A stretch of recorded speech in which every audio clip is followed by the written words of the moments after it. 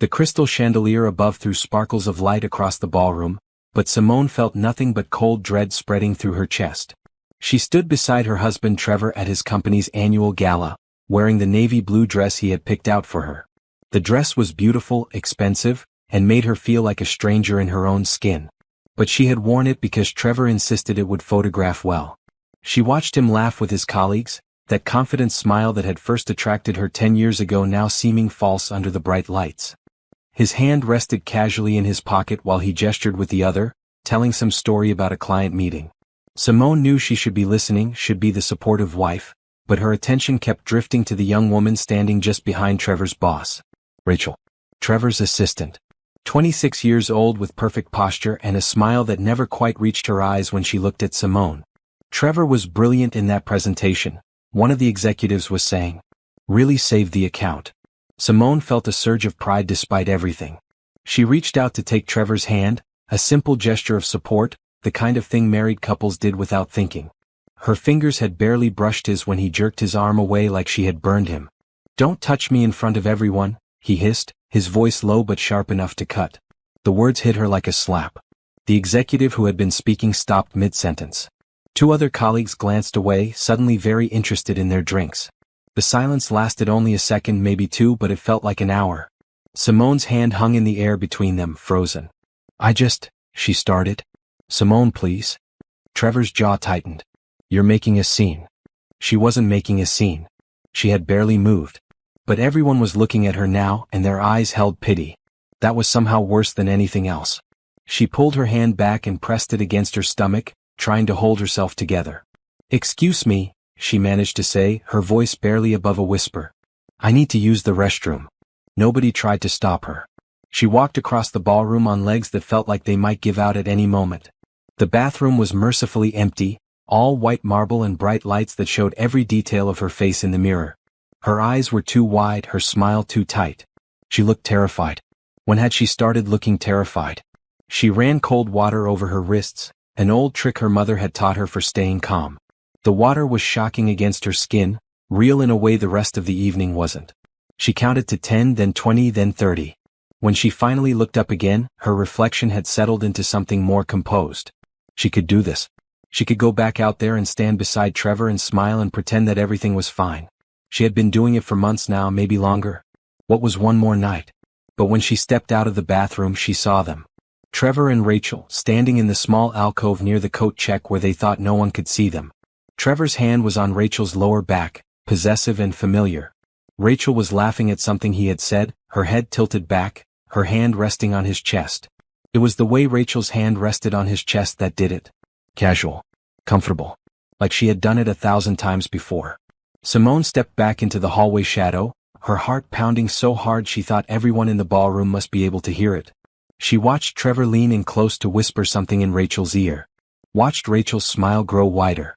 Watched her husband touch another woman the way he used to touch her, back when things were good between them. How long had this been going on?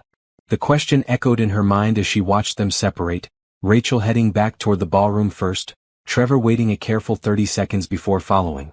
Professional. Practiced. They had done this before. Many times before. Simone pressed her back against the wall, her breath coming in short gasps. Everything suddenly made sense. The late nights at the office. The business trips that seemed to multiply. The way Trevor flinched when she touched him. The distance that had grown between them like a canyon, wide and deep and impossible to cross. She had thought it was stress. She had thought it was work. She had thought it was her fault for not being interesting enough, pretty enough, supportive enough. But it wasn't her fault at all. When she finally walked back into the ballroom, Trevor was standing with his boss and 3 other executives. He saw her approaching and his expression shifted, just for a moment. Guilt? Fear? It was gone too quickly for her to read. He reached out to her, the same hand that had been on Rachel's back minutes ago. "There you are, sweetheart," he said, his voice warm and false. "We were just talking about the Harrison account." Simone looked at his hand, then at his face. She saw him clearly for the first time in years. The practiced smile. The calculated charm. The lie behind his eyes. She took his hand because everyone was watching, but she felt nothing. No love. No anger. Just a cold, clear understanding that everything she thought she knew about her marriage was wrong. "That's wonderful," she said, matching his false warmth with her own. Tell me all about it. She stood there for another hour, smiling and nodding and playing the role of the perfect wife. But inside, her mind was racing. She was already planning. Already thinking about what came next. Because she knew one thing with absolute certainty. She was done. She was done being humiliated. Done being pushed away. Done being made to feel small and foolish and wrong for wanting her own husband to love her. Trevor had made his choice. Now she would make hers. When they finally left the gala, Trevor drove home in silence. Simone sat in the passenger seat and watched the city lights blur past the window. She didn't cry. She didn't speak. She just watched and planned and waited. Tomorrow she would start gathering evidence. Tomorrow she would start building her case. Tomorrow she would start building her exit. But tonight she would smile and go to bed and pretend that everything was fine. One last night of pretending. Then everything would change. Simone woke up at 6 in the morning to find Trevor already gone. The note on the kitchen counter said he had an early meeting, but she knew better now. Everything looked different through the lens of truth. The early meetings were probably breakfast with Rachel. The late nights were probably dinner with Rachel. The business trips were probably weekends with Rachel. She made coffee with steady hands and sat at the kitchen table in the quiet house. The sunlight coming through the windows seemed too bright, too cheerful for what she was about to do. But she couldn't wait. Every day she waited was another day Trevor could hide evidence, move money, or cover his tracks. She started with his laptop. Trevor had left it on his desk in the home office, password protected but easy to guess. She tried their anniversary date first. Wrong. Then his birthday. Wrong. Then, on a hunch that made her stomach turn, she tried Rachel's birthday. The screen unlocked. The first thing she found were the emails. Hundreds of them going back 18 months. They started professional enough, discussing schedules and client meetings. But by the third month, the tone had changed. Rachel sent him photos. Trevor replied with promises. They talked about hotels and weekend getaways and a future that didn't include Simone. I can't wait until we don't have to hide anymore, Rachel had written in one email from 6 months ago. When are you going to tell her? Soon, Trevor had replied. I just need to figure out the finances first. I can't lose everything in the divorce. Simone stared at those words until they blurred. He wasn't staying because he loved her or because he was confused. He was staying because he was calculating. Trying to figure out how to leave her with nothing. She took screenshots of everything. Every email. Every text message she could find. Every photo Rachel had sent. She saved them all to a flash drive and then to the cloud. Evidence. Proof. Protection. Then she opened their banking app.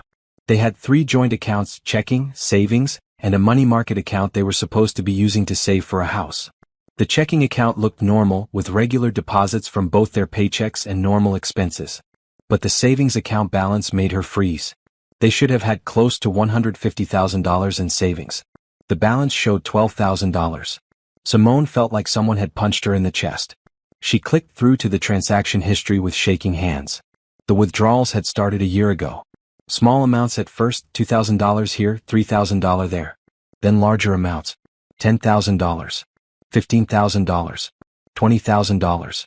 The most recent withdrawal was from last week, $25,000. The money market account was worse. It should have had $80,000. The balance was $0. Trevor had cleaned it out completely 3 months ago. She printed out all the bank statements and stuffed them in a folder. Then she went through Trevor's desk drawers looking for anything else. She found credit card statements for cards she didn't know existed. He had racked up $45,000 in debt. Hotels, restaurants, jewelry stores. All the romantic gestures he used to do for her, he was now doing for Rachel. In the bottom drawer, hidden under some old tax documents, she found a receipt from a jewelry store. $8,000 for a diamond bracelet. The date was 2 months ago. Simone had never seen a diamond bracelet. She knew exactly who had. Her phone buzzed. A text from Trevor. Meeting running long. Don't wait up for dinner. She stared at the message. Before yesterday she would have believed it. She would have eaten alone and gone to bed alone and told herself that he was working hard for their future. Now she knew he was probably making plans with Rachel. Maybe using more of their money to buy her another gift. Simone called in sick to work. Her boss understood. She rarely took sick days and her voice must have sounded as hollow as she felt. Then she sat down at the computer and started researching divorce lawyers. She made a list of questions. How do you prove financial fraud? Can you recover money your spouse stole? What happens to debt accumulated during the marriage? How long does a divorce take? She found a lawyer named Patricia Holmes who specialized in high-conflict divorces. Her website showed a woman in her 50s with kind eyes and a firm jaw. Her reviews all said the same thing: she fights for her clients. She doesn't let anyone get pushed around. Best lawyer I ever hired. Simone called the office. The receptionist was friendly and efficient. We have an opening tomorrow at 10. Would that work? Yes, Simone said. That would work. She spent the rest of the day going through everything. She found their tax returns and made copies. She found the deed to the house and photographed it. She found Trevor's employment contract and his salary information. She found insurance policies and retirement accounts and investment statements. By the time Trevor came home at 8 that night, smelling like perfume that wasn't hers, Simone had built a complete financial picture of their marriage. She knew exactly what they owned and exactly what Trevor had stolen. "Hey," he said, dropping his briefcase by the door. "How was your day?" "Fine," she said from the couch, her voice neutral. "How was your meeting?" "Long." He loosened his tie and headed for the bedroom. "I'm going to take a shower." Simone waited until she heard the water running. Then she went back to his laptop and found the private investigator's website she had bookmarked earlier. She filled out the contact form, giving details about Trevor's schedule and Rachel's address and the hotels they seemed to prefer. The response came within an hour. "We can start tomorrow. Our rate is $150 per hour. We'll need a $1,500 retainer." Simone had her own checking account that Trevor didn't know about. She had been putting money in it for years, small amounts from her paycheck that she told herself were for emergencies. This qualified. She transferred the money and confirmed the appointment. The investigator would start following Trevor tomorrow afternoon.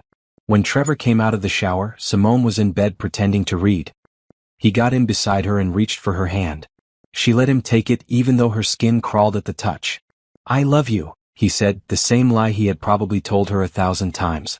"I love you too," she replied and felt nothing. She lay awake long after he fell asleep, listening to him breathe beside her. This man who had promised to love and cherish her. This man who had stolen from her and lied to her and humiliated her in public.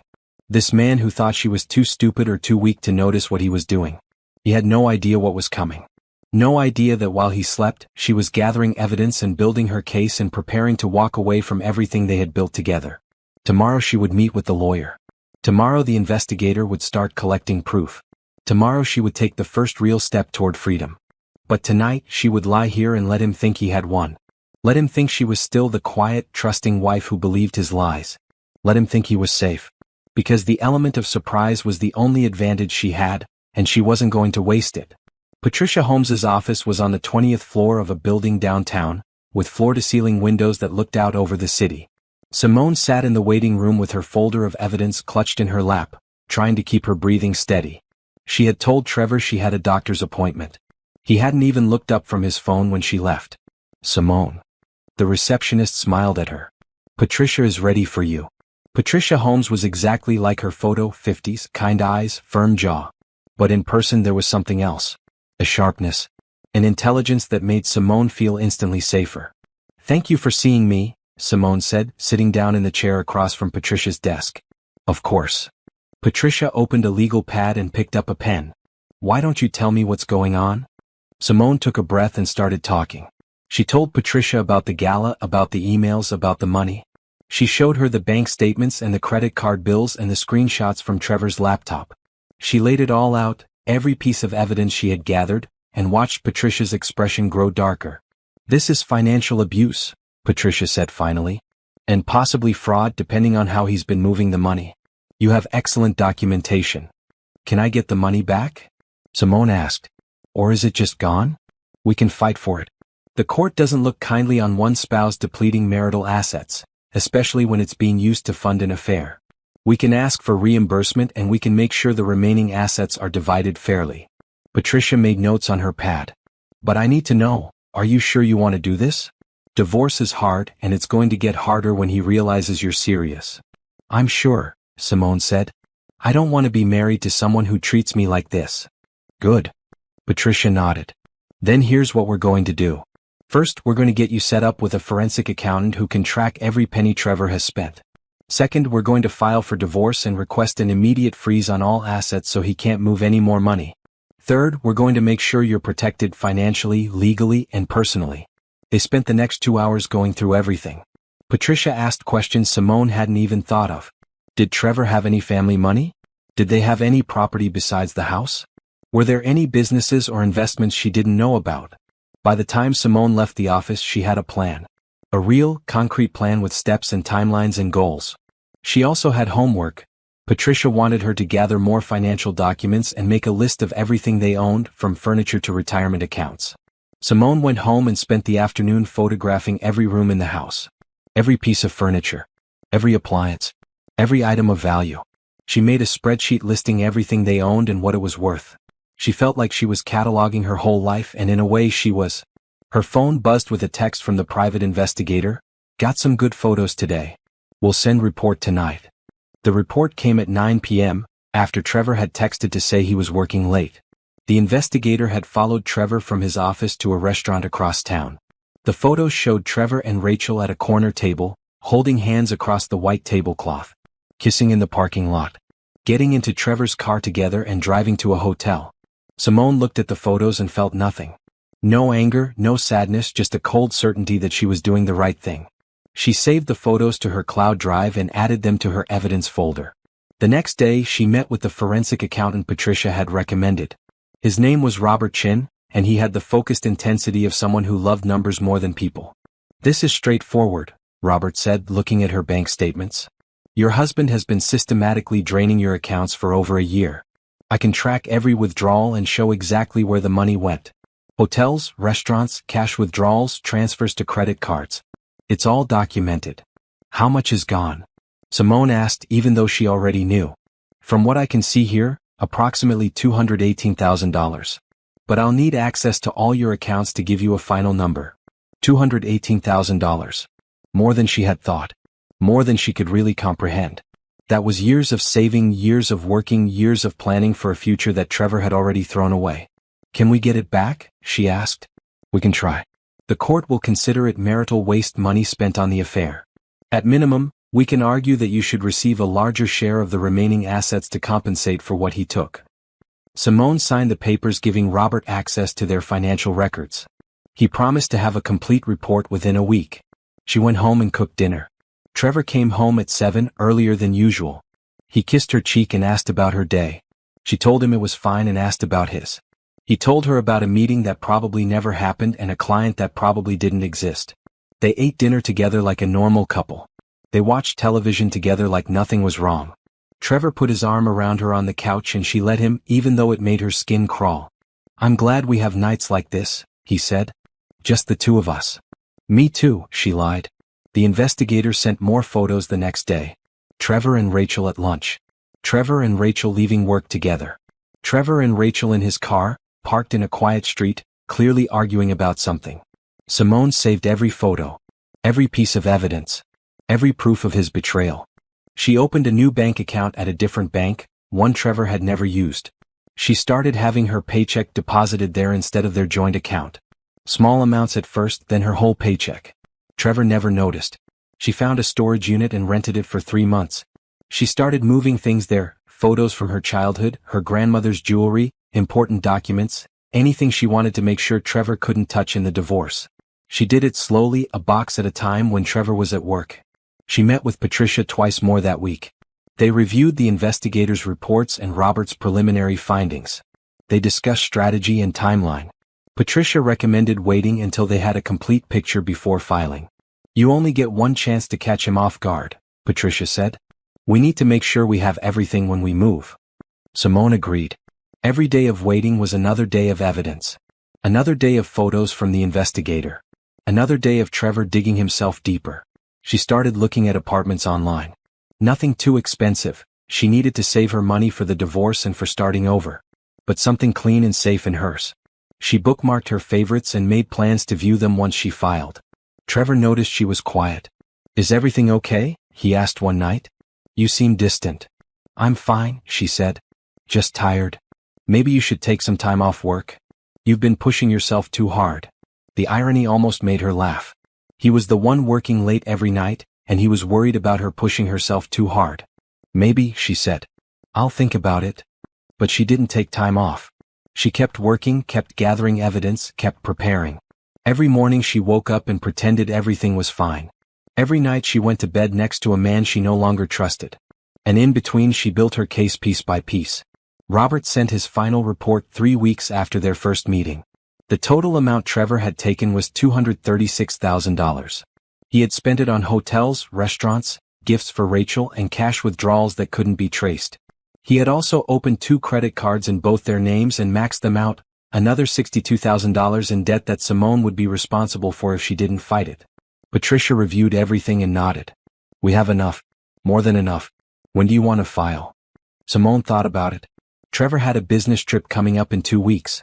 He would be gone for 5 days, supposedly at a conference in Chicago. The investigator had already confirmed that Rachel was booked on the same flight. "I want to file while he's gone," Simone said. "I want to move out and have the papers ready when he gets back." "That's smart," Patricia said. "Less chance of confrontation, and it gives us time to secure your assets and get the restraining order in place if we need it." They set the date. 2 weeks from Friday, while Trevor was in Chicago with Rachel, Simone would file for divorce. She would move out. She would start over. And Trevor would come home to an empty house and realize that the wife he had taken for granted was done playing his game. The investigator's name was Monica, and she called Simone 3 days before Trevor's trip. "I have something you need to see," she said. "Can you come to my office?"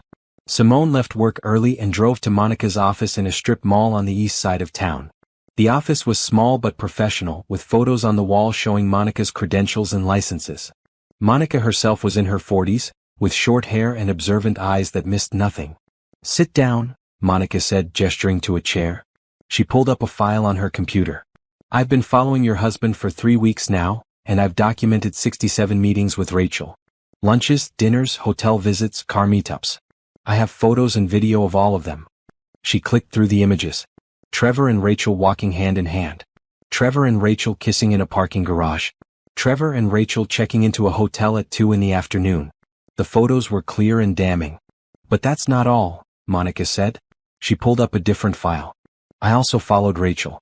And I found something interesting." The next photo showed Rachel at a doctor's office. The sign on the building said, "Women's Health Center." "She's been going there once a week for the past month," Monica said. "I can't confirm what for, but based on her age and the frequency of visits, I'd say she's pregnant." Simone felt the room tilt. Pregnant. Rachel was pregnant. "Are you sure?" she asked. "Not 100%, but I'm 90% sure. The timeline fits, and I've seen her coming out of those appointments looking emotional several times." Monica pulled up more photos. "I also captured some interesting conversations." She played a video. The audio was grainy but clear enough. Trevor and Rachel in his car, parked outside a coffee shop. "When are you going to tell her?" Rachel's voice frustrated. "I need more time." Trevor's voice defensive. "The divorce is complicated. She'll take everything." "I'm not waiting forever, Trevor. I told you about the baby. We need to make a decision." I know. Just give me until after the Chicago trip. I'll talk to her then." The video ended. Simone sat there processing. Trevor knew about the baby. He was planning to ask for a divorce after the Chicago trip. He thought he was going to beat her to it. "There's more," Monica said. She pulled up financial records. "Your husband has been moving money. Not just from your accounts but from his company accounts too. I think he's been embezzling." "What?" Simone leaned forward. "Look at this." Monica showed her bank statements for an account Simone had never seen. "This account is in your husband's name only. He's been making deposits that don't match his salary. Small amounts, $3,000 here, $5,000 there, but they add up. Over the past year, he's deposited close to $90,000 into this account." "Where is the money coming from?" "I think from his company. He has access to client accounts, right? I think he's been skimming money and covering it up with fake expenses. It's fraud." Simone felt sick. Trevor wasn't just cheating on her and stealing from their marriage. He was stealing from his company too. If this came out, he wouldn't just lose the divorce. He'd lose his job. Maybe face criminal charges. "What should I do with this?" Simone asked. "Give it to your lawyer. Let her decide how to use it. But if I were you, I'd also consider reporting it to his company. They have a right to know they're being robbed." Simone took the flash drive Monica handed her and drove home in a daze. Trevor was already there, packing for his trip. He seemed excited, almost manic. "Hey," he said when she walked in. "How was work?" Fine, she said automatically. You're packing already? The trip isn't for 3 days. I know, I just want to be prepared. Big conference, important clients. I need to make a good impression. Simone watched him fold shirts and thought about Rachel being pregnant. Thought about the embezzled money. Thought about how Trevor had no idea that his whole world was about to collapse. I'm going to miss you, she said, testing him. He barely looked up. I'll miss you too. But it's only 5 days. 5 days. 5 days for her to move out, file the papers, and disappear from his life completely. She took the flash drive to Patricia's office the next morning. Patricia watched the videos and reviewed the financial documents with growing interest. This changes everything, Patricia said. If he's embezzling from his company, that's a criminal matter. We need to be very careful about how we handle this. What do you mean? If we report it now, the police might freeze all his assets, including the ones you're entitled to in the divorce. But if we don't report it and someone finds out later that we knew, that could be a problem. Patricia tapped her pen against the desk. Let me consult with a colleague. In the meantime, let's focus on the divorce. We can deal with the embezzlement after. Simone agreed. She spent the next 2 days in a strange state of calm. She knew what was coming. She knew that in less than a week her whole life would change. But she wasn't scared. She was ready. She called her friend Jessica, the only person she had told about the divorce. Can I stay with you for a few weeks? Just until I find my own place. Of course, Jessica said immediately. Stay as long as you need.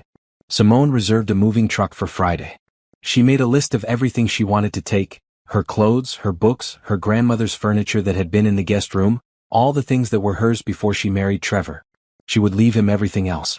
The fancy furniture he had picked out. The expensive television. The artwork on the walls. She didn't want any of it. On Thursday night, Trevor came home with flowers. Red roses, the kind he used to buy her when they were dating. What's this for? Simone asked. No reason. I just wanted to remind you that I love you. He kissed her cheek. I know I've been working a lot lately and I'm sorry. When I get back from this trip, I'm going to make more time for us. Simone took the flowers and put them in a vase. She knew they were gilt flowers. Probably bought because Rachel had been pushing him to leave, and he felt bad about what he was planning to do. Or maybe he just wanted to keep her calm until after the trip. It didn't matter. By the time he got back, she would be gone. That sounds nice, she said. I'd like that. They had dinner together. They watched television. They went to bed. And Simone lay awake, counting down the hours until freedom. Trevor's flight left at 6 a.m. Friday morning. Simone woke up with him, made coffee, kissed him goodbye at the door. He pulled her close and held her longer than usual. I'll call you when I land, he said. Safe flight, she replied. She watched him drive away and then sat down at the kitchen table. Her hands were shaking, but not from fear. From anticipation. From relief. This was it. After months of planning and gathering evidence and pretending everything was fine, this was the day everything changed. She called in sick to work. Then she called the moving company to confirm they were coming at 9. Then she called Patricia. He just left, Simone said. Good. The papers are ready. I'll have them delivered to the house at 5 p.m. That gives you the whole day to move out and be somewhere safe before he gets them. Jessica showed up at 8 with coffee and boxes. I'm here to help, she said, pulling Simone into a hug. Let's get you out of here. They started in the bedroom. Simone packed her clothes, her shoes, her jewelry. She left Trevor's side of the closet untouched. She took her books from the bookshelf in the living room, leaving spaces where they had been. She took her laptop and her files and all the personal items she had been slowly moving to storage over the past month. The movers arrived at 9 and started loading the truck. Simone watched them carry out her grandmother's dresser, the one piece of furniture she cared about. She watched them load boxes of her things, her life, everything she wanted to keep from this marriage. By noon the truck was loaded. Simone walked through the empty house one last time. Her clothes were gone from the closet. Her toiletries were gone from the bathroom. Her books were gone from the shelves. The house looked strange without her things in it. Hollow. Like she had never been there at all. She left her wedding ring on the kitchen counter. She had worn it for 10 years, but taking it off felt like removing a weight she hadn't known she was carrying. She left it there, next to her house key in the garage door opener. Then she left the divorce papers on the kitchen table, right in the center where Trevor couldn't miss them. They were thick 40 pages of complaints and evidence and demands. Patricia had done a thorough job. Every piece of evidence they had gathered was documented. Every dollar Trevor had stolen was listed. Every lie was exposed. On top of the papers, Simone placed a printed copy of the photo from the investigator Trevor and Rachel kissing in the hotel parking lot. She wanted that to be the first thing he saw. She took one last look around the kitchen. 10 years of marriage. 10 years of cooking dinners and planning holidays and building a life with someone who had been lying to her. 10 years of trying to be good enough, trying to be perfect, trying to make him happy. She was done trying. She locked the door behind her and got in her car. Jessica was already heading to her apartment with the moving truck. Simone sat in the driveway for a moment, looking at the house one last time. Her phone buzzed. A text from Trevor: landed safe. Chicago is cold. Miss you already. Simone deleted the text without responding. She blocked his number. Then she drove away from the house and didn't look back. Jessica's apartment was small but comfortable. The movers helped Simone carry everything up to the second bedroom, which Jessica had cleared out for her. Boxes stacked against the walls. Her grandmother's dresser in the corner. It wasn't much, but it was hers. Thank you, Simone told Jessica when the movers left. I don't know what I would have done without you. You would have figured it out, Jessica said. You're stronger than you think.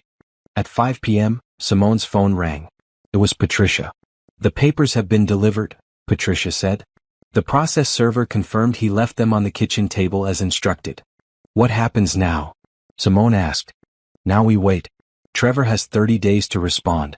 In the meantime, I've filed a motion to freeze all marital assets so he can't move any more money.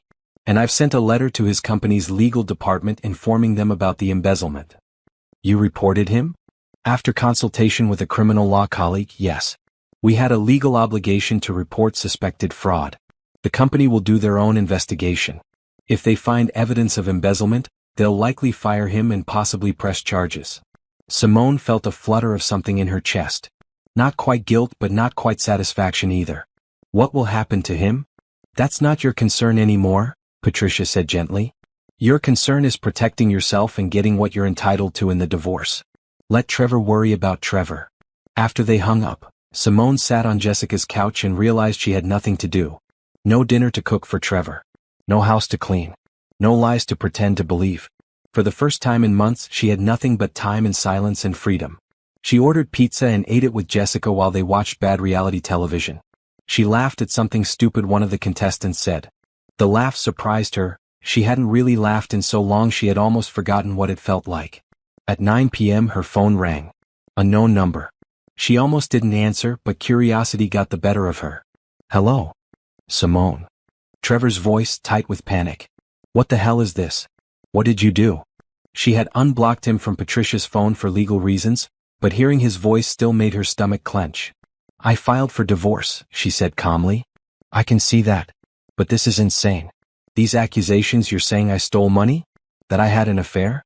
This is crazy. It's all documented, Trevor. The bank statements, the credit cards, the photos. It's all there. Photos? What photos? Check the envelope. There's a flash drive with about 300 photos from the private investigator I hired. Silence on the other end.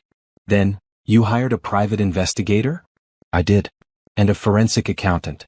And a lawyer who specializes in high-conflict divorces. I've been planning this for a month, Trevor. Did you really think I wouldn't notice what you were doing? Simone, please. We can talk about this. Whatever you think happened, I can explain. Don't, she cut him off. Don't lie to me anymore. I know about Rachel. I know about the baby. I know about the money you stole from me and from your company. I know everything. Another silence. Then quietly, the company? I reported the embezzlement. Your employer should be contacting you soon. You did what? His voice rose to a shout. You destroyed my career. You destroyed everything. No, Trevor. You destroyed everything. I'm just making sure you face the consequences. I can't believe you would do this. After everything I've done for you? Done for me? Simone laughed, a harsh sound. You stole from me. You humiliated me. You made me feel small and stupid and worthless. The best thing you ever did for me was show me who you really are. Simone, please. We can work this out. I made mistakes, but we can fix this. Don't throw away 10 years of marriage. You threw it away the moment you touched Rachel. Goodbye, Trevor. She hung up. He called back immediately. She declined the call. He called again. She blocked the number. Her phone buzzed with texts from numbers she didn't recognize. Trevor using different phones trying to reach her. She blocked each one. Finally, she turned off her phone completely. Jessica sat next to her on the couch. "How do you feel?" Simone thought about it. "Free," she said finally. "I feel free." That night, she slept better than she had in months. No more pretending. No more lying. No more waiting for the other shoe to drop. It had dropped. The worst had happened. And she was still standing. The first week after filing was chaos. Trevor's lawyer, a man named Greg Foster who looked like he charged $500 per hour, contacted Patricia immediately. He wanted to negotiate. He wanted to settle.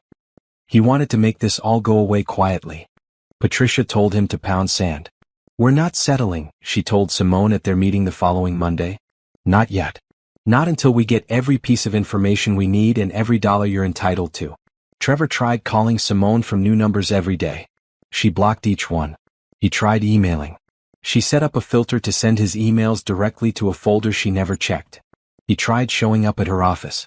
Security escorted him out. He tried showing up at Jessica's apartment building. Jessica called the police. They gave him a warning about harassment. Finally, he stopped. The silence was almost worse than the chaos. Simone kept waiting for the next attempt, the next escalation, but nothing came. Then Patricia called. "We got the company's investigation results." Simone met her at the office. Patricia handed her a thick file. Trevor's company did a full forensic audit. They found evidence of embezzlement totaling $127,000 over 2 years. They've fired him and reported him to the police. He's likely to face criminal charges. Simone looked at the file. Part of her felt sick. Part of her felt vindicated. Mostly she just felt tired.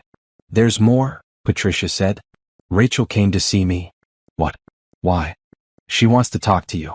She says she has information that might help your case." "No," Simone said immediately. "I don't want anything to do with her." "I understand. But listen to what she told me. Rachel is 8 weeks pregnant with Trevor's baby. Trevor promised to leave you and marry her. He told her he had plenty of money saved up and they would start a new life together. When the embezzlement came out and he lost his job, she realized he was broke. The money he spent on her came from stealing from you and from the company. She's angry and she's willing to testify about everything he told her." Simone sat back in her chair. "She wants to help me? She wants to hurt him. The result is the same. What happens if she testifies? It strengthens our case for the court to award you reimbursement for marital waste. It also gives us leverage to negotiate a better settlement. Plus, her testimony could help the prosecution in the criminal case." Simone thought about it. The idea of working with Rachel, even indirectly, made her stomach turn. But Patricia was right, the result was the same. Trevor would face consequences. Simone would get justice. "Okay," she said. "Tell her I'll agree to let her testify. But I don't want to meet her or talk to her directly." "Understood." The next 2 weeks were a whirlwind of legal paperwork. Patricia filed motions. Trevor's lawyer filed counter motions.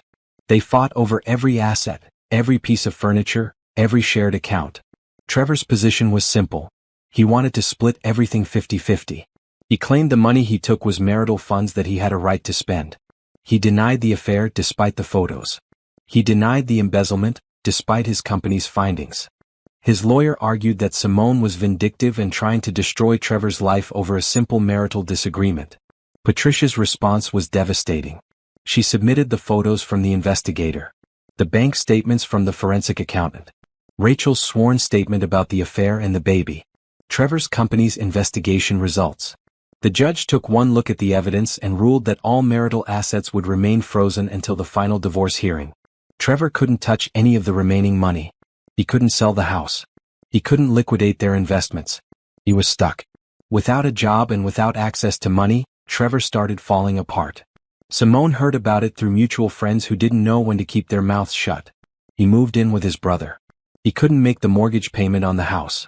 He was applying for jobs, but no one wanted to hire someone under investigation for embezzlement. Rachel left him. She moved back to her parents' house in another state. Simone heard she was keeping the baby but wanted nothing to do with Trevor. Trevor's family tried to reach out to Simone. His mother called and left a voicemail begging Simone to drop the charges and give Trevor another chance. His brother sent an email saying Trevor had made mistakes but didn't deserve to have his whole life destroyed. Simone deleted the voicemail. She blocked the email. She owed Trevor's family nothing. The criminal case moved forward. The district attorney charged Trevor with embezzlement and fraud. His bail was set at $50,000. He couldn't make it. He spent 3 days in jail before his brother borrowed money to get him out. Simone felt nothing. No satisfaction. No guilt. Just a strange emptiness where her marriage used to be. She started seeing a therapist, a woman named Dr. Patel who specialized in divorce recovery. Dr. Patel was gentle but direct. "You've been through a trauma," she told Simone in their first session. "Betrayal by someone you trusted is one of the hardest things to heal from. It's okay to feel angry. It's okay to feel sad. It's okay to feel nothing at all." "I don't know what I feel," Simone admitted. "Sometimes I'm angry. Sometimes I'm sad. Sometimes I just feel relieved that it's over." "All of those feelings are valid," Dr. Patel said. "The important thing is not to suppress them. Let yourself feel what you feel." Simone started journaling. She wrote about the marriage, about the betrayal, about the divorce. She wrote about her plans for the future. She wrote until her hand hurt and her mind felt clearer. She joined a support group for people going through divorce. Sitting in a circle with 10 other people who understood exactly what she was feeling helped more than she expected. They shared stories. They cried together. They celebrated small victories together. Patricia called with an update. "Trevor's lawyer wants to settle. He's offering you 60% of the remaining assets and agreeing to pay back 40% of what he stole." "That's not enough," Simone said. "I agree. I think we can get more. Let me counter." They went back and forth for another week. Finally, Trevor's lawyer came back with a final offer.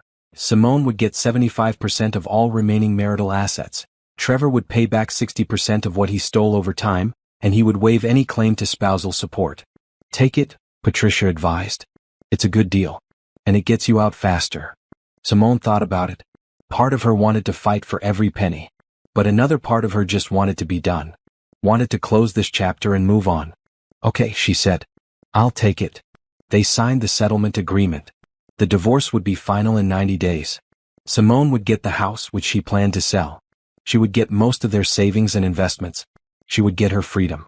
Trevor would get the debt, the criminal charges, and the consequences of his choices. On the day they signed the papers, Simone and Trevor were in the same building but different rooms. She didn't see him. Didn't want to see him. Patricia handled everything. When it was done, Patricia called her. "It's over. The settlement is signed. You're officially getting divorced." Simone hung up and sat in her car in the parking lot. It was over. Really over. No more waiting. No more fighting. No more marriage. She cried then for the first time since finding out about the affair. Not because she missed Trevor or regretted the divorce, but because she was grieving the life she thought she would have. The future she had planned. The person she thought Trevor was. She cried for the woman who had stood at that gala and reached for her husband's hand.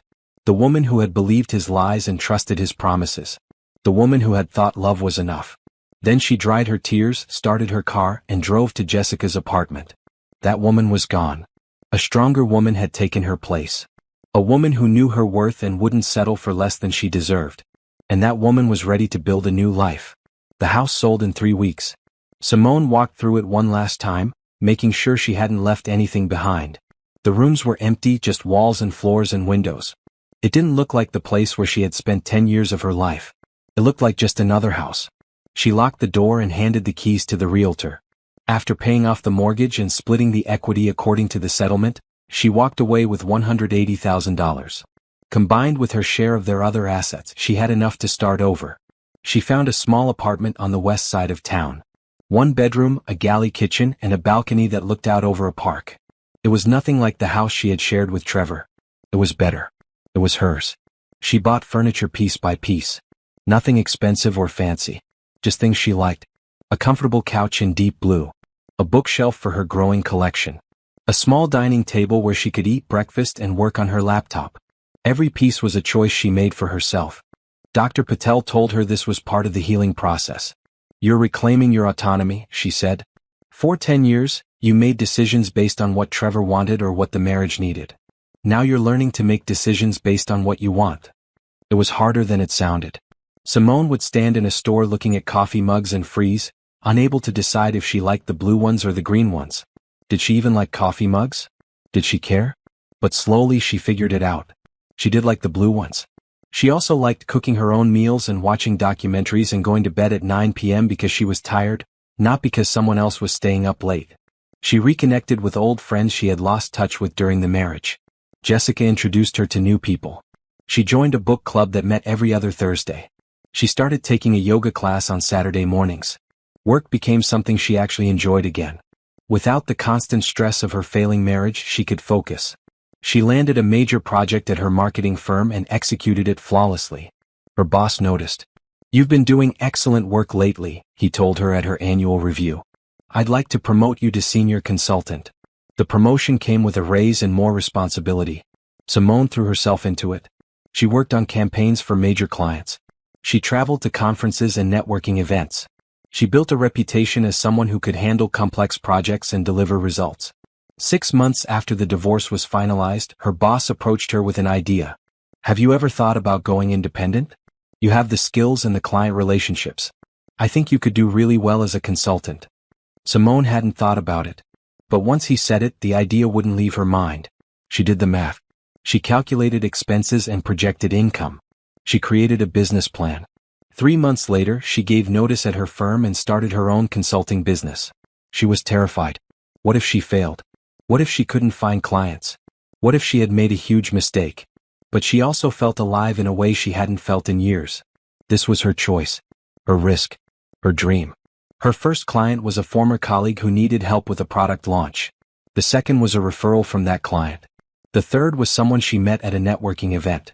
Within 6 months, she had enough steady work to pay her bills and save money. She hired an accountant to help with taxes and finances. She set up a retirement account and started contributing to it regularly. She bought better health insurance. She built credit in her own name. 1 year after leaving Trevor, Simone looked at her life and barely recognized it. She lived in an apartment she loved. She ran a business that was growing. She had friends who supported her. She had savings in the bank and plans for the future. She also had herself back. The quiet, uncertain woman who had stood in that ballroom and reached for her husband's hand was gone. In her place was someone stronger. Someone who knew what she wanted and wasn't afraid to go after it. Dr. Patel asked her during one of their sessions, "How do you feel about dating again?" "I don't know," Simone said honestly. "I'm not sure I'm ready." "That's okay. But when you are ready, I want you to remember something. What happened with Trevor wasn't your fault. You didn't fail. The marriage failed because he chose to lie and cheat and steal. That says nothing about your worth or your ability to have a healthy relationship." Simone nodded, but she wasn't sure she believed it yet. The wounds were still too fresh. The trust was still too broken. She focused on her business instead. She landed a major client, a startup that needed help with their entire marketing strategy. The project would take 6 months and pay well enough to cover her expenses for a year. She traveled to New York for a conference and came back with 3 new client leads. She hired a part-time assistant to help with administrative work. She moved to a bigger apartment with a second bedroom she could use as an office. She heard about Trevor occasionally through mutual acquaintances. He had taken a plea deal on the embezzlement charges, 3 years probation and restitution payments. He was working at a call center, the only job he could get with a criminal record. Rachel had the baby, a girl, but Trevor had no custody rights because he couldn't pay child support. Simone felt a flicker of something when she heard that news. Not satisfaction exactly. Just a quiet acknowledgement that actions had consequences. She ran into Trevor's mother at a grocery store 18 months after the divorce. The older woman looked at her with sad eyes. "Simone," she said softly. "How are you?" "I'm well, thank you," Simone said politely. "I just want you to know that I'm sorry. For everything Trevor put you through. You deserved better." Simone felt unexpected tears prick her eyes. "Thank you. That means a lot. I know you probably don't want to hear this, but Trevor asks about you sometimes. I think he regrets what he did." "I'm sure he does," Simone said. "But that's not my problem anymore." She paid for her groceries and walked out. In the parking lot, she sat in her car for a moment, processing the encounter. 2 years ago, running into Trevor's mother would have destroyed her for days. Now, it was just a minor blip in her afternoon. She was healing. Really healing. Not just surviving but thriving. That night, she updated her business plan. She had goals now. Real goals that had nothing to do with anyone else. She wanted to grow her client base. She wanted to hire a full-time employee. She wanted to save enough money to buy a small condo. She was building a life. Not the life she had planned 10 years ago, but something better. Something that was entirely her own. 2 years after the divorce, Simone's consulting business had grown beyond anything she had imagined. She now had 5 employees, a small office downtown, and a client roster that included several Fortune 500 companies. The marketing campaign she had designed for a tech startup had gone viral, earning her industry recognition and more business than she could handle. She stood in her new condo, looking out the floor-to-ceiling windows at the city below.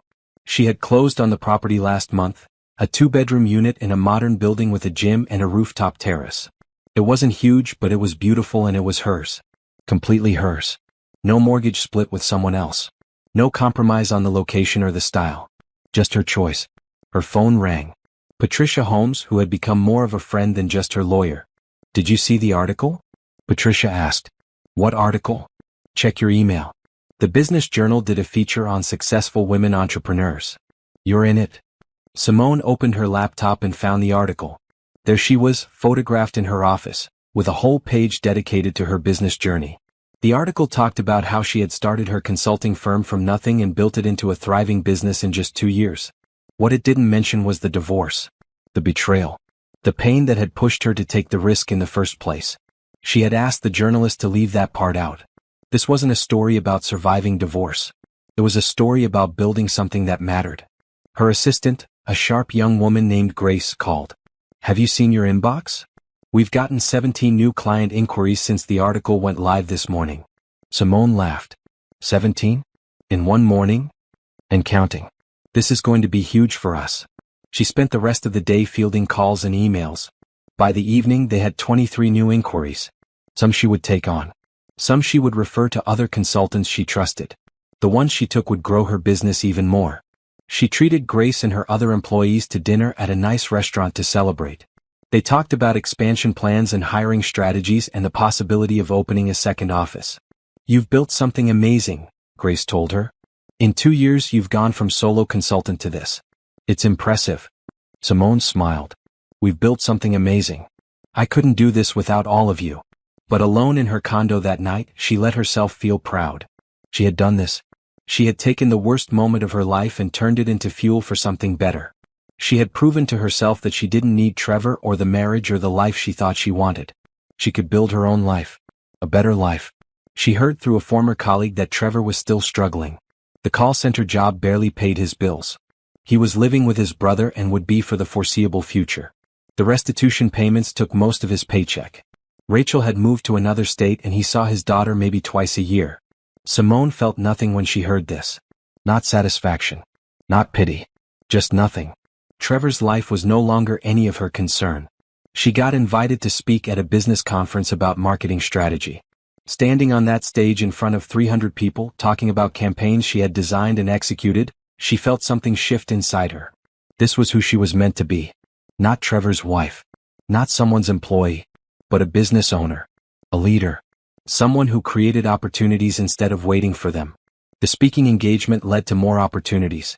She was asked to write an article for a trade magazine.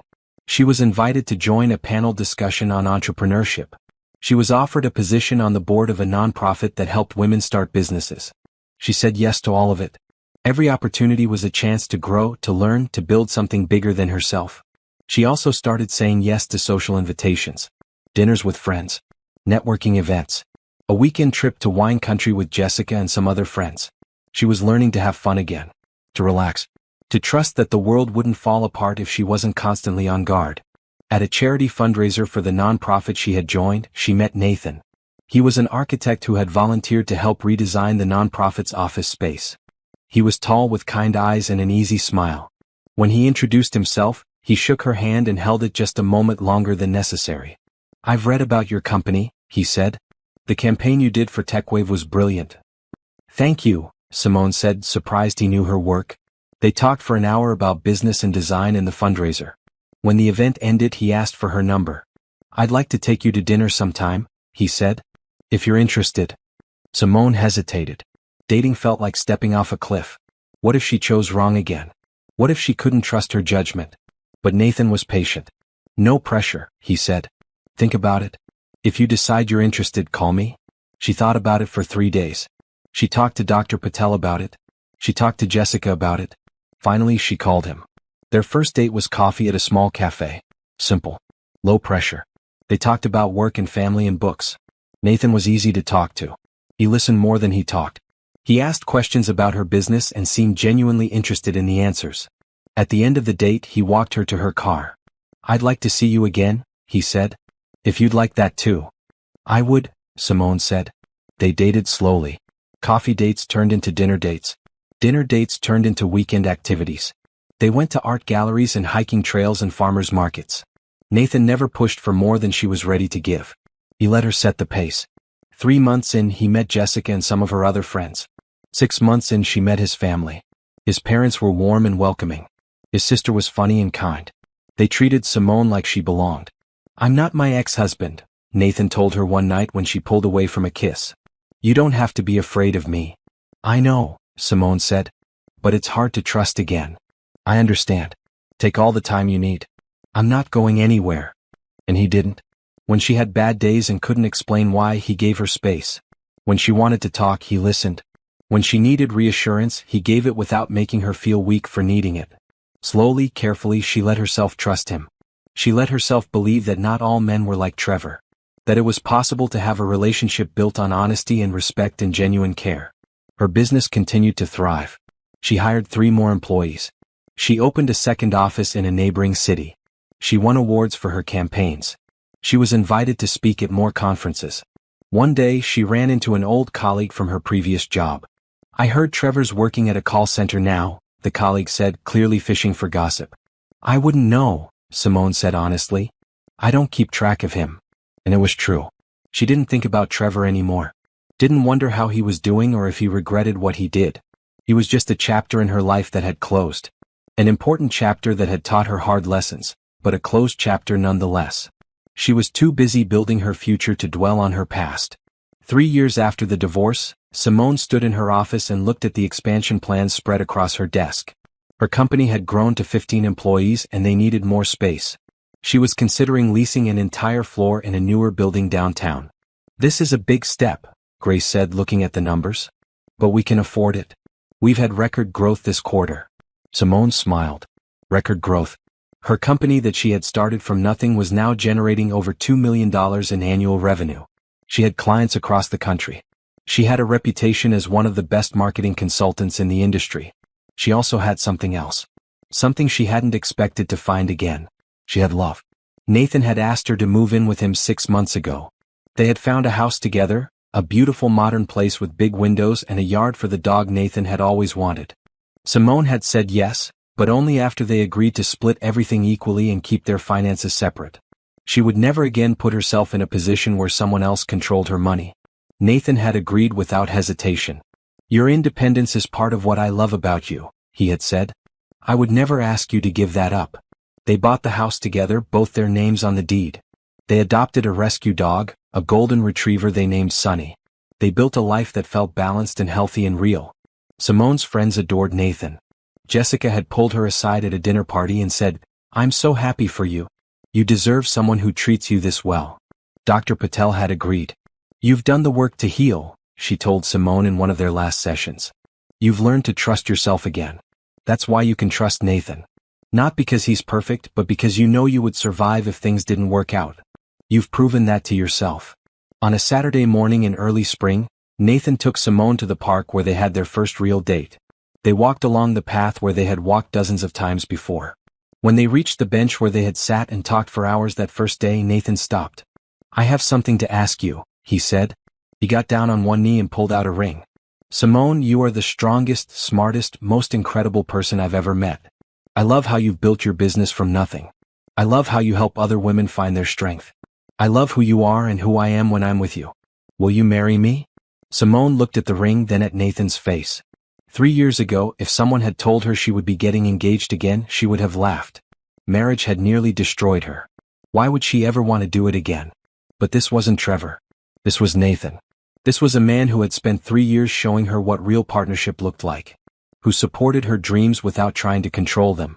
Who celebrated her successes without feeling threatened. Who gave her space when she needed it and showed up when she needed him. "Yes," she said, tears streaming down her face. "Yes, I'll marry you." They set a date for the fall. A small wedding, just close friends and family. Nothing like the big formal wedding she had with Trevor. This would be simple and meaningful, and theirs. Her business continued to grow. She hired a COO to help manage operations while she focused on strategy and client relationships. She started a mentorship program for young women interested in marketing and business. She guest lectured at universities about entrepreneurship. She also stayed connected to the divorce support group she had joined years ago. She went back once a month to share her story and offer hope to newly divorced members who felt like their lives were over. "I know it feels like you'll never be happy again," she told a woman who had just found out about her husband's affair. "I know it feels like your life is over. But it's not. This is a beginning, not an ending. You get to decide who you become after this." She heard about Trevor occasionally. He had finally paid off his restitution. He was trying to rebuild his career but struggling with the criminal record. He had started dating someone new but it wasn't serious. Rachel had remarried. Simone saw the announcement on social media. The baby, now a toddler, was in the wedding photos. Simone looked at the pictures and felt nothing. Just a distant acknowledgement that Rachel had moved on too. Everyone had moved on. Life had continued. The pain that had once felt unbearable had faded into background noise. She and Nathan planned their wedding together. They chose a venue in the mountains, a lodge with views of the valley below. They wrote their own vows. They kept the guest list small, just 50 people who really mattered to them. The week before the wedding, Trevor's mother called. Simone almost didn't answer, but curiosity got the better of her. "I saw the announcement about your wedding," the older woman said. "I'm happy for you. You deserve happiness." "Thank you," Simone said. "I also want to apologize. For not speaking up sooner. For not seeing what Trevor was doing to you. I should have said something." "It wasn't your responsibility to fix your son's mistakes," Simone said gently. "But I appreciate the apology. I hope you have a beautiful wedding and a wonderful life. You always were too good for Trevor." After they hung up, Simone sat with those words. Too good for Trevor. Maybe that was true. Or maybe she and Trevor had just been wrong for each other. Maybe they had brought out the worst in each other instead of the best. It didn't matter anymore. That life was done. That pain was healed. She was moving forward into something new and better. On her wedding day, Simone stood in front of the mirror in her dress, a simple ivory gown that made her feel beautiful without trying too hard. Jessica stood beside her, adjusting her veil. "How do you feel?" Jessica asked. "Happy," Simone said. "Really, truly happy." She walked down the aisle toward Nathan, who was waiting at the altar with tears in his eyes. Her employees were there, and her friends and Nathan's family who had welcomed her so warmly. She looked at all these people who loved and supported her, and she felt overwhelmed with gratitude. This was her life now. Not the life she had planned when she was young and naive and thought love conquered everything. But a life she had built through pain and perseverance and hard-won wisdom. When she reached Nathan, he took her hands and smiled at her with so much love it took her breath away. "Ready?" he whispered. "Ready," she said. They said their vows. They exchanged rings. They kissed while their friends and family cheered. And Simone knew with absolute certainty that she had found her way home. 5 years after Trevor had jerked his hand away from hers at that gala, Simone sat in her corner office on the 10th floor of the building her company now occupied. Through the windows, she could see the city sprawling below, bright and busy with possibility. Her company had grown to 40 employees across 3 offices. They had just been named one of the fastest-growing marketing firms in the region. Her phone buzzed. Grace poked her head in. "You have a visitor." Simone looked up from the proposal she was reviewing. "I don't have any appointments scheduled." "I know. It's Trevor." The name hit her like an echo from another life. She hadn't seen Trevor in 5 years. Hadn't spoken to him. Hadn't thought about him in months, maybe longer. "What does he want?" she asked. "He said he needs to talk to you. Something about money. I can send him away if you want." Simone thought about it. She could send him away. She had every right to refuse to see him. But she was also curious. What could Trevor possibly want from her after all this time? 5 minutes, she said. "I'll give him 5 minutes." Grace showed Trevor into the conference room. Simone waited a moment before walking in. When she did, she barely recognized the man sitting at the table. Trevor looked older. Much older than 5 years should have made him. His suit was cheap and ill-fitting. His face was tired. The confidence and charm that had once defined him were gone, replaced by something that looked like defeat. "Simone," he said, standing up. "Thank you for seeing me." "You have 5 minutes," she said, staying near the door. He sat back down. "I know I have no right to ask you for anything. I know what I did to you was unforgivable. But I'm in trouble and I don't know where else to turn." "What kind of trouble?" "The restitution payments. I thought I was done, but there were some complications, interest and penalties that I didn't account for. I owe another $40,000 and I don't have it. They're going to put me back in jail if I can't pay. Simone felt nothing. No anger, no sympathy, just a cool detachment. And you came to me why? I hoped, maybe you could help. Lend me the money. I'll pay you back, I swear. She almost laughed. You want me to give you money? After you stole over $200,000 from me? After you destroyed our marriage and tried to leave me with nothing? I know how it sounds, but I'm desperate. I've lost everything, Simone. My career, my reputation, my relationship with my daughter. I'm living in a one-bedroom apartment and working 2 jobs just to survive. I have nothing left. That's not my problem, Simone said flatly. Please. I know I don't deserve your help, but I'm begging you. I'll do anything. Simone looked at him. Really looked at him. This man who had humiliated her in public. Who had stolen from her. Who had lied to her for years. Who had made her feel small and worthless and invisible. And she felt nothing. No anger that needed satisfying. No wounds that needed healing. He was just a stranger who had once been her husband. A stranger who had made terrible choices and was now facing the consequences. No, she said simply. Simone, please. No. You made your choices, Trevor. You chose to have an affair. You chose to steal money from me and from your company. You chose to lie and cheat and betray the people who trusted you. Those choices had consequences.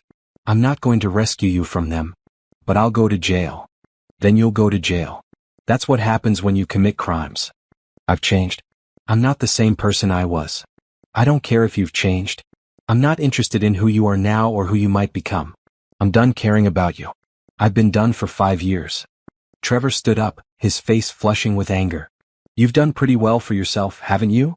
Big company, fancy office, new husband. You got everything while I lost everything.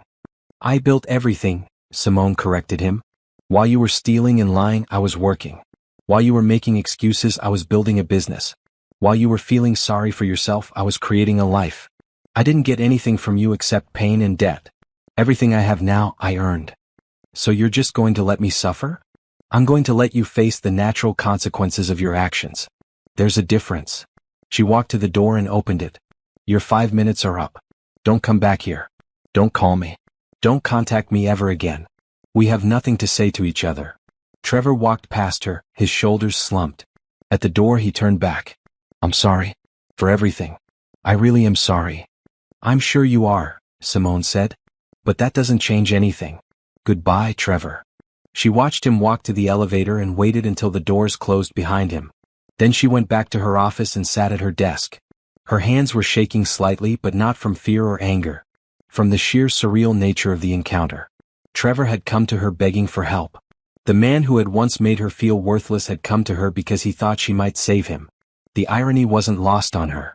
Grace appeared in the doorway. Are you okay? I'm fine, Simone said. And she meant it. Actually, I'm better than fine.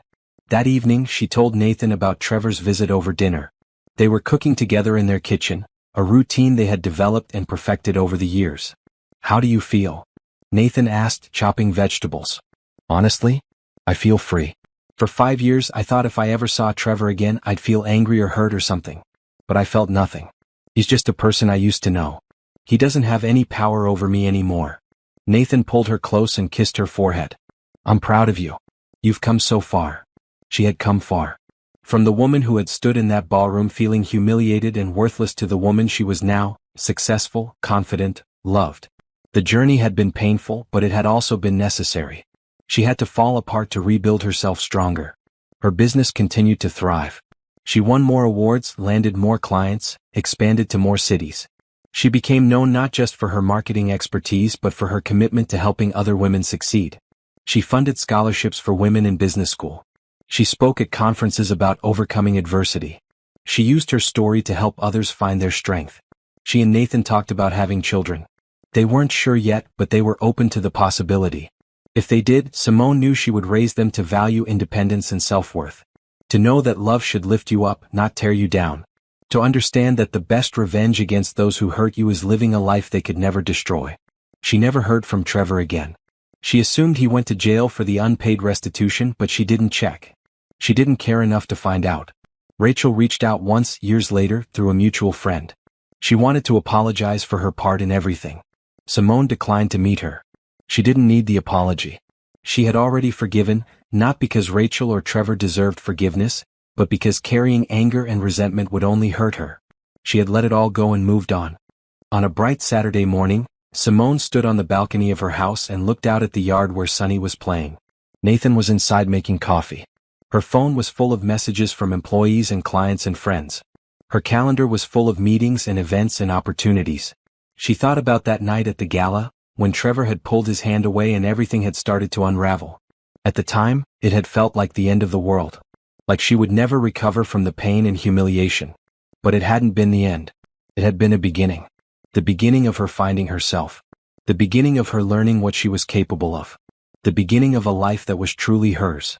She had learned that the best revenge wasn't destroying the people who hurt you. It was building a life so good, so full, so happy that their absence from it was a blessing rather than a loss. Trevor had thought he could humiliate her, control her, leave her with nothing. Instead, he had freed her to become someone stronger than she ever could have been with him. Someone who knew her worth and refused to settle for less. Someone who had taken the worst thing that ever happened to her and transformed it into fuel for building something beautiful. She heard Nathan calling her inside. She took one last look at the city, at the life she had built, at the future stretching out before her full of possibility. Then she turned and walked inside, leaving the past behind her where it belonged, ready to embrace whatever came next. Because she had learned the most important lesson of all. She didn't need anyone to complete her. She was already whole. Already enough. Already exactly who she needed to be. And that was the best revenge of all.